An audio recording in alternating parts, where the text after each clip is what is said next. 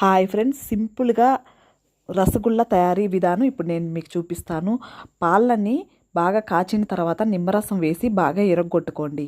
ఇప్పుడు ఒక పల్చటి క్లాత్ తీసుకొని పాలను సపరేట్గా జున్నును సపరేట్గా చేసుకోండి. చేసుకున్న తర్వాత చల్లటి నీళ్లు పోసుకొని ఆ జున్నును అంతా నీట్గా కడుక్కోండి, పులుపు పోయేంత వరకు.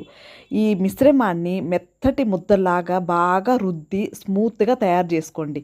ఈ విధంగా చిన్న చిన్న ఉండలుగా తయారు చేసుకోండి.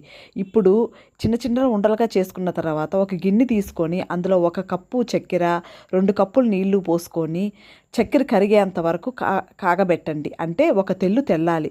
తెల్లిన తర్వాత మన దగ్గర ఉన్న ఉండల్ని దానిలో 1 బై 1 వేయండి. వేసిన తర్వాత ఒక 20 నిమిషాలు హైలో, ఒక 10 నిమిషాలు సిమ్లో పెట్టి వదిలేసేయండి.